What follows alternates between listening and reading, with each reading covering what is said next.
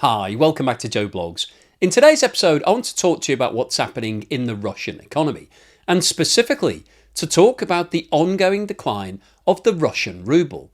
Now, if you follow the channel, you'll know that the accepted principle in economics is that the value of your currency is directly linked to the strength of your economy. So when your economy is doing well, if all of the companies in your country are booming and other countries want to buy products from them, that usually means that there's an increase in demand for your currency. And simple economics tells us that when there's an increase in demand for anything and there's limited supply, then the price will go up. And that's what happens to a currency when your economy is doing well. However, the reverse also applies. So if your economy isn't doing particularly well, if the companies in your country aren't producing things that people want to buy, then generally speaking, demand will fall for your currency. And when demand goes down and supply remains the same, then that means that the price falls. And that's what's happening for the Russian ruble right now. So in today's video, we'll have a look at exactly what's going on with the value of the ruble. And we'll talk about some of the reasons why we're seeing a decline right now. We'll also have a look at what's happening with inflation, because the figures have now been published for July and they show that inflation has increased once again in Russia. So we've got a continuing trend of rising inflation, and that's putting additional pressure onto the economy. We'll also have a look at what's happening with food inflation and producer prices in Russia, because they give us a really strong indication as to what's likely to happen with inflation over the course of the next 3 to 6 months. We'll also take a look at what's going on with interest rates, because they're intrinsically linked to inflation and also to the value of your currency, the ruble. And then finally today, I'll wrap up with my summary as to what I think is going on right now in Russia, what's causing this decline in the ruble, and what's likely to happen over the course of the next 3 to 6 months. But before we get started on all of that, I'd like to say once again, thank you so much to everyone that's supporting the channel. If you're a long-term supporter, either through Patreon, where you can get early access to my videos and also watch them advert-free, or YouTube membership, or Buy Me a Coffee membership, thank you so much for that long-term support. Really helps to keep me going. And if you've bought me a coffee or sent me a YouTube super thanks recently, thank you so much for the time and the effort and the generosity involved in that. Really means a lot to me. As I mentioned at the start of today's video, the value of a currency usually is determined by the strength of your economy, the demand for your currency. However, there is also another factor at play in a lot of currencies, whereby the central bank of that particular country can influence the price by stepping into the market and buying its own currency, basically creating a false market by increasing demand and keeping the price high. And over the last 2.5 years, we've seen the Russian central bank doing that on a number of occasions, trying to manipulate the value of the ruble to keep it at the desired level. However, over the course of the last couple of weeks, we've started to see the value of the ruble declining again. And this potentially tells us that the Russian central bank is struggling to be able to maintain the value at the level that it wants to keep it at, which roughly speaking has been somewhere in the region of $1 to 90 rubles. So let's have a look at exactly what's been happening to the value of the ruble. This chart shows the movement in the exchange rate between the US dollar and the Russian ruble over the past 5 years. And the reason I wanted to go back 5 years is firstly to give us an indication as to what the ruble was trading at before the invasion of Ukraine. And then secondly, to have a look at what's happened since the invasion, and most importantly, what's been going on over the past few weeks. So we start off by looking at the situation back in September 2019. One US dollar was trading for around 65 Russian rubles. And you can see that over the course of the following 2 years, up to the end of 2021, the ruble traded for somewhere in the region of 70 against $1 US. Immediately following the invasion of Ukraine, the value of the ruble collapsed, and at one point $1 US was trading for around 130 rubles. However, at that point, the Russian central bank stepped into the market and started buying up rubles to push the price back up. And by the end of June 2022, $1 US was trading for 50 Russian rubles, which was actually the strongest rate that the ruble had traded at any point on this chart. However, maintaining the value at that level was very expensive for the Russian central bank, and so they started to release the purse strings to let the price be determined by the market, and by the start of August 2023, $1 was trading for more than 100 rubles. Now, this proved to be the turning point from President Putin's point of view. He didn't want to see the ruble as low as 100, and so he instructed the Russian central bank to start buying in the open market, and he also passed a number of laws restricting the amount of currency that Russian businesses and individuals could hold onto. They were forced basically to convert that currency back into rubles to keep demand for the ruble high. And as a result of those initiatives, by the start of January 2024, $1 was trading for around 90 Russian rubles. And 90 appears to be the level that Russia wants to keep the ruble at. And you can see that in the period through to the end of July 2024, the ruble was trading at or around 90 to $1. If we now zoom in and have a look at what's been happening over the last month, on the 6th of August, $1 was trading for around 85 Russian rubles. Today, it's trading for 92.5, which represents a fall of more than 8% in a matter of weeks. Now, interestingly, August the 6th, which is the turning point on this chart, is the day when Ukraine launched its invasion of Russia. So if you've been following the press, you'll be aware that on the 6th of August, Ukraine actually launched an offensive into the Kursk region and has taken over a large part of what was previously Russia. Now, the fall in the value of the ruble obviously doesn't relate directly to that military offensive, but what it does tell us is that over the course of the last 2 or 3 weeks, the Russian central bank has stopped its policy of supporting the ruble's value by buying Russian rubles in the international markets, and that means that the value is falling. And what this tells us is that there is now increased pressure on Russian reserves. If you've been following this channel, you'll know that I've posted a number of videos talking about the fact that Russia has significantly increased its expenditure on the war over the last 18 months or so, and that is now draining Russia's reserves. And there will come a point, if Russia continues spending at the current rate and it doesn't manage to increase its income, that its reserves will run dry. And the fact that we are now seeing a deterioration in the value of the ruble as a result of the fact that the Russian central bank can't afford to keep up that program of buying rubles could be one of the early indicators that Russia is now having to make choices about where it's deploying its capital. So this really is an indication that Russia is starting to run out of cash. And just to put the current value of the ruble into perspective, this chart shows the position over the past 25 years. And as you can see, the current rate of 92.5 to $1 is one of the worst rates that Russia has experienced at any point in the past 25 years. It's the worst rate that Russia has seen in the past 3 months, and the only other 2 occasions when the exchange rate has been worse is the period when it was trading above 1 to 100 in August 2023 and the period immediately following the invasion. So this really puts into perspective just how serious the current deterioration in value is. This chart shows the movement in the rate of inflation in Russia over the past 12 months. And what this chart shows is that in July 2023, inflation was running at 4.3%, which was almost exactly the target rate of 4% set by the Central Bank of Russia. However, over the past 12 months, there has been a significant increase in inflation. And the most recent figures for July 2024 show that year-on-year inflation is now sitting at 9.1%, which is more than double the target rate.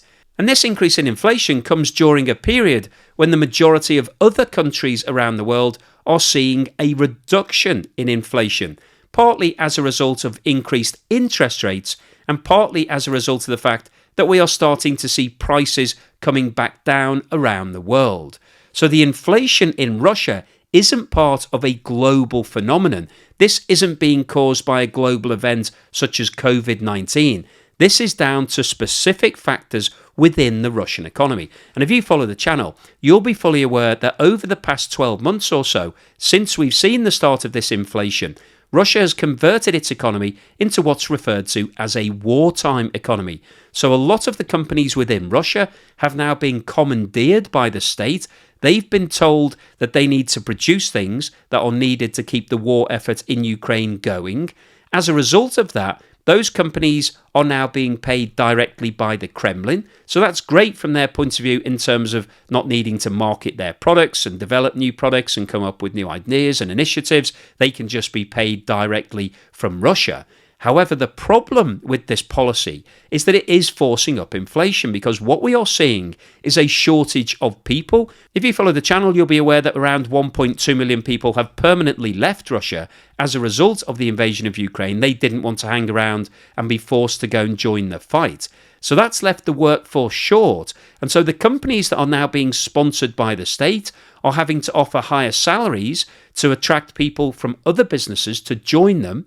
That's great from an employee point of view, but it's not great for the companies who are losing those staff, because they're also now having to offer higher rates to get people in to replace those lost workers. And so what we are seeing in Russia right now is a wage spiral. Companies are offering more and more in terms of wages. People are being paid more, and that's driving up inflation, because if you're paid more, you have more cash at the end of the month, you can buy more things, it's driving up demand. And so all of this is pushing up inflation, which is also being fueled by the fact that Russia is struggling to be able to source enough products. It can't import as many goods as it used to as a result of the sanctions. So there's a shortage of products, and when you get demand and a fall in supply, that will always push up prices. And so all of these factors are really converging to drive up inflation at a time when the Russian central bank is trying to bring it back down to 4%. And the key mechanism that the Russian central bank is using to try to control inflation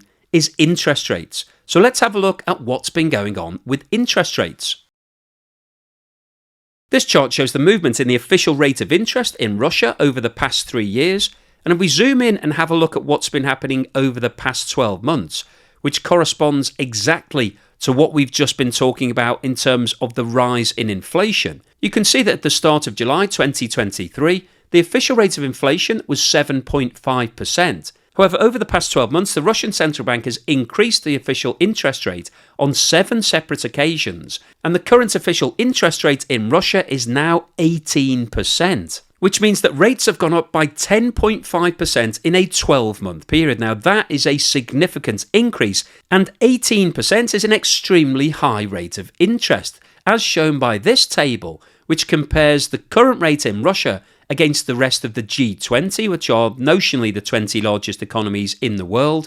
And you can see that there are only 2 countries that have a higher rate of interest than Russia: Turkey, where interest rates are currently 50%, and Argentina, where rates are 40%. And if you follow the channel, you'll be fully aware of what's going on in Turkey and Argentina. Both are in a state of economic crisis. And if you look down this chart, the only other countries where interest rates are in double figures are Mexico and Brazil.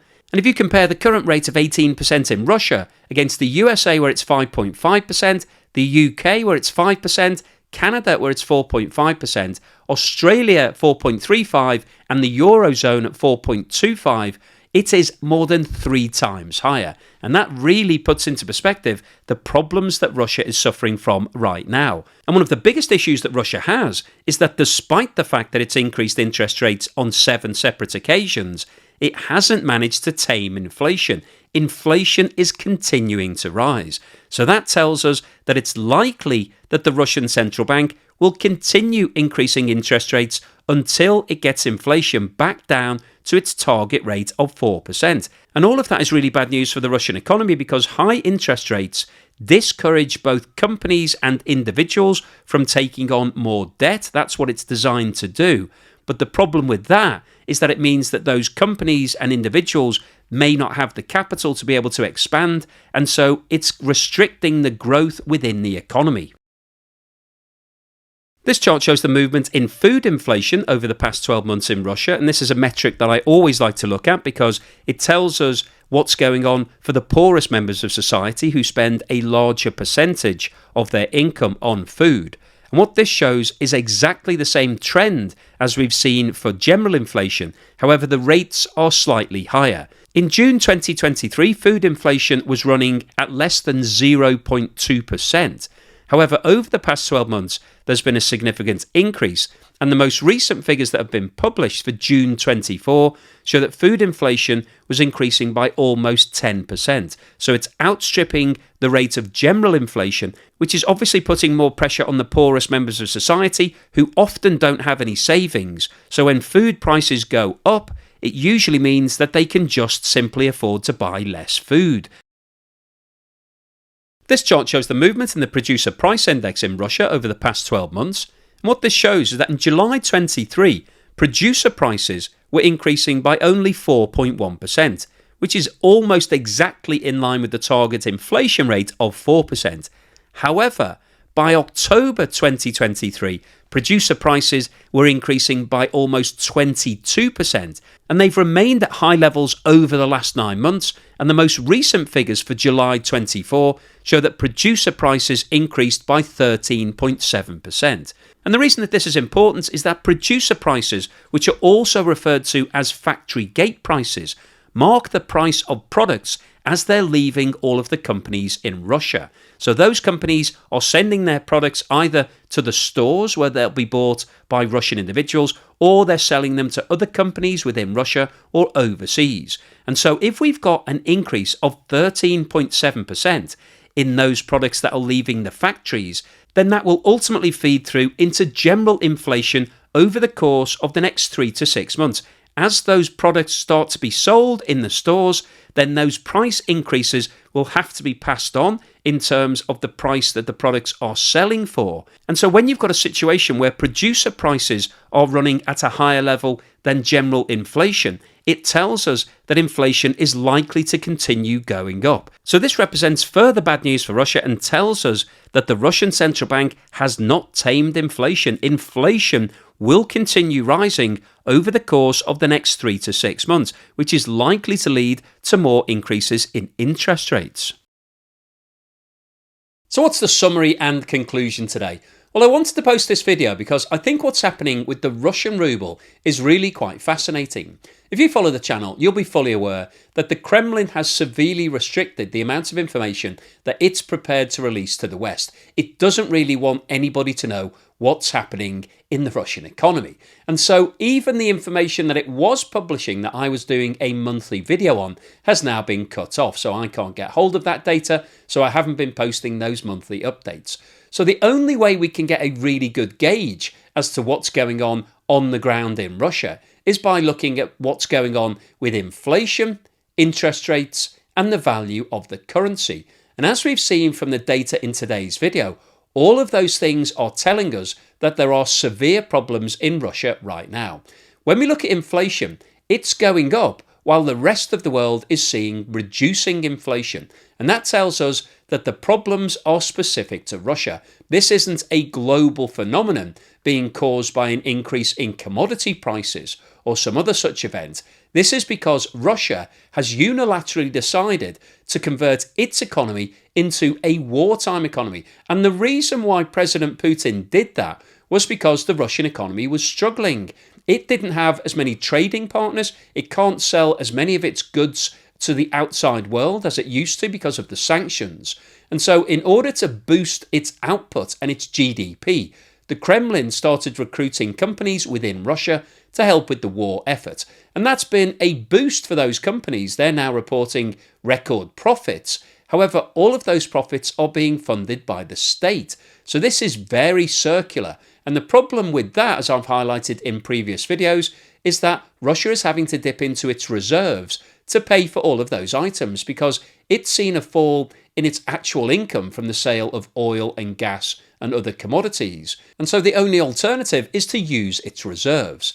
And the problem that Russia has is that as a result of the war, the workforce has decreased. We've seen an exodus of around 1.2 million people since the invasion started. And also Russia is now struggling to attract in migrants. So historically, a lot of people from surrounding countries would have moved to Russia to work and send money back to their families. However, there's also been a reduction in migration. So Russia has had a double whammy on the employment front at the same time as the Kremlin is throwing money into all of these companies. That's driving up wages, which means that people have more money in their pocket, they're spending more. Demand is going up, and therefore so is inflation. Now, in order to try to counteract that, the Russian central bank has been increasing interest rates. It's increased them on 7 separate occasions over the past 12 months or so, and rates are now sitting at 18%, which is the third highest rate out of all of the G20 countries. So again, that is an alarm bell. That tells us that there are problems right now in Russia. And a rate of 18% is really, really high. We haven't seen rates at 18% for decades in most countries, but Russia has got back there within 2 years of previously being at 20%. So this again tells us that there are significant issues going on in Russia right now. But the litmus test is what's going on with the value of the ruble. And as we saw from the data, the ruble has moved around a lot in terms of its exchange rate over the past 2.5 years. It crashed immediately following the invasion. It then bounced back to its strongest level ever as a result of the Russian central bank basically stepping into the market and buying up huge amounts of rubles.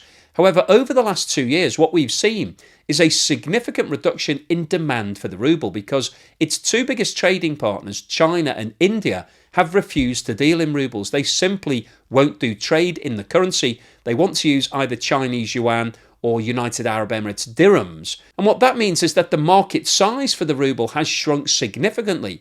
But even though the market is now much smaller, the Russian central bank is still struggling to be able to maintain the value at around 90 to $1. And what we've seen from the most recent data is since Ukraine decided to invade Russia on the 6th of August, a surprise attack into the Kursk region, we've seen the value of the ruble deteriorate by more than 8%. And this tells us that the Russian central bank has potentially been told to hold off on supporting the value of the ruble in order for that money to be used elsewhere, predominantly in the war effort. So the overall summary of today's video is that the value of the ruble has fallen significantly over the past couple of weeks.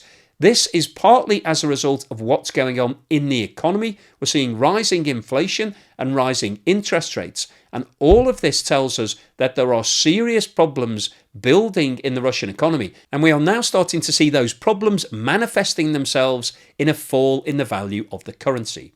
So hopefully you've enjoyed today's video. You found it useful, informative and thought-provoking. If you've liked what I've said, then please give me a thumbs up.